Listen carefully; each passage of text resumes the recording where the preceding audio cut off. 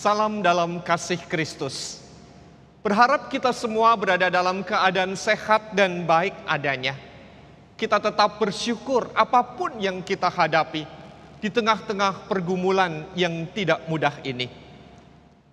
Dengan penuh rasa syukur kepada Tuhan Yesus Kristus, Sang Kepala Gereja, Majelis Jemaat GKI Kebayoran Baru, dalam persidangan Minggu 6 Desember 2020 memutuskan melaksanakan perjamuan kudus dalam kebaktian akhir tahun yang akan dilaksanakan pada 31 Desember 2020 pukul 18 dalam ibadah live streaming.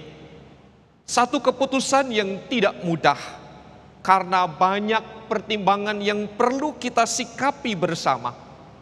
Seperti kita tahu, di awal pandemi, kita menunda pelaksanaan perjamuan kudus dengan harapan pandemi akan segera berakhir dan kita mempersiapkan diri secara bertahap untuk dapat menyelenggarakan perjamuan kudus dalam kebaktian secara terbuka di gedung gereja. Namun, kita tahu keadaan tidak semakin baik. Keadaan terus berkepanjangan sehingga membutuhkan pergumulan dan kajian pastoral untuk memutuskan melaksanakan perjamuan kudus. Jangan pernah kita katakan akhirnya sekarang kita melaksanakan perjamuan kudus. Bukan itu yang terpenting. Karena perjamuan kudus berhubungan erat dengan kehidupan kita, persekutuan kita dengan Allah, dan terang firman Tuhan itulah yang menjadikan kita hidup beriman. Perbuatan baik kita dan tingkah laku kita menurut firman Tuhan bukan hanya dilakukan pada saat menjelang perjamuan kudus, namun bagaimana seharusnya kita hidup sebagai orang percaya yang mendasarkan firman Tuhan. Dan perjamuan kudus menjadi kekuatan persekutuan kita dengan yang ilahi dan sesama. Perjamuan kudus yang akan dilakukan dalam ibadah live streaming membutuhkan perhatian, dukungan, kesiapan hati kita bersama-sama. Bukan sekadar mempersiapkan roti dan air anggur untuk kita makan dan nikmati bersama. Namun bagaimana kita menghayati kehadiran Tuhan di tengah-tengah persekutuan secara komunal, di tengah persekutuan bersama dengan umat yang lain. Melalui ibadah live streaming, kita dipersatukan di tengah-tengah kebaktian bersama. Karena sesungguhnya ibadah live streaming bukanlah tontonan seperti kita menonton hiburan di dalam televisi atau saluran YouTube yang lain. Namun kita mengikuti kebaktian, menggunakan liturgi dan tata cara bagaimana saya diajak untuk berdiri, untuk duduk, terlibat bersama-sama. Tidak ubahnya seperti kita berada di dalam gedung gereja. Oleh karena itu, kita bersama melaksanakan perjamuan kudus secara serentak dengan mengikuti apa yang dilakukan oleh para pelayan di gedung gereja. Roti dan air anggur yang kita persiapkan akan kita ambil pada saat pelayan firman, pada waktu yang tepat untuk dilakukan, pada saat ibadah live streaming itulah. Dan ketika para pelayan mengambil serta memakan roti, maka kita yang berada di tempat masing-masing mengikutinya. Demikian juga ketika air anggur yang diambil dan dipersiapkan diminum bersama-sama, maka kita secara bersamaan pula yang berada di tempat masing-masing meminumnya. Oleh karena itu, disinilah kita memperhatikan ada hal yang penting, makna persekutuan bersama dan juga waktu yang bersamaan.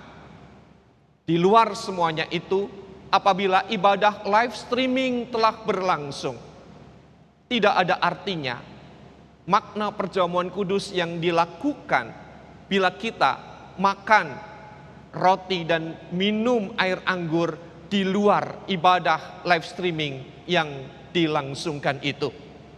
Kiranya kita mempersiapkan diri dengan baik untuk menyambut pelaksanaan perjamuan kudus pada kebaktian akhir tahun 31 Desember 2020 pukul 18. Tuhan Yesus memberkati.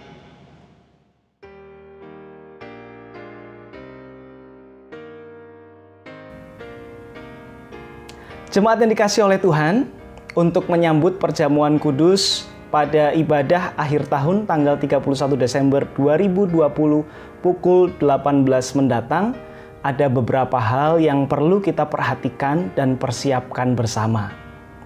Pertama, mari kita bersama-sama mempersiapkan hati kita, sehingga dengan kesungguhan, namun juga dengan penuh syukur, kita mengikuti perayaan perjamuan kudus ini, sekalipun saat ini kita terpisah jarak, dan perjamuan kudus ini kita laksanakan di rumah kita masing-masing.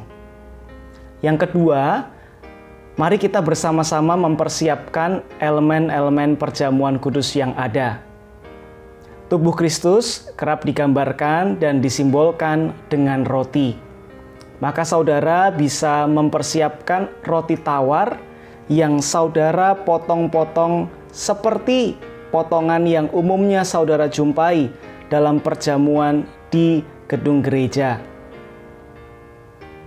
Saudara juga perlu menyiapkan untuk simbol darah Kristus. Saudara bisa menyiapkan air anggur, atau jika tidak, saudara juga bisa menyiapkan air teh yang saudara isi dalam gelas secukupnya, atau saudara bisa mempersiapkan air putih di dalam gelas secukupnya, karena yang terlebih utama dari simbol-simbol ini adalah apa yang disimbolkan, makna yang ada di balik simbol itu, yaitu pengorbanan Kristus bagi kita. Ketiga, mari kita rayakan perjamuan kudus ini dengan penuh syukur, dengan hikmat, dan juga dengan bertanggung jawab. Saudara bisa melibatkan anggota keluarga yang lain untuk mempersiapkan elemen-elemen perjamuan kudus ini. Saudara bisa melibatkan pasangan atau anak-anak untuk mempersiapkan roti maupun air anggur, air teh, ataupun air putih. Namun perlu kita ingat bersama bahwa hingga saat ini GKI Kebayoran Baru masih menghayati bahwa perjamuan kudus ini diperuntukkan bagi mereka yang telah mengaku percaya atau CD. Oleh karena itu, jika saudara menjumpai pertanyaan dari anak-anak saudara, maka kita dapat menjelaskan sebagai orang tua, sebagai orang yang telah mengaku percaya, kita bisa menjelaskan kepada saudara-saudara kita atau anak-anak kita bahwa perjamuan kudus ini diperuntukkan bagi mereka yang telah mengaku percaya atau CD. Mari sama-sama saudara sekalian kita hayati perjamuan kudus yang akan kita jelang dalam syukur, dalam sukacita bersama oleh karena penyertaan Tuhan. Selamat menyambut dan merayakan perjamuan kudus yang akan bersama kita laksanakan pada ibadah akhir tahun tanggal 31 Desember 2020 pukul 18 mendatang. Tuhan memberkati saudara.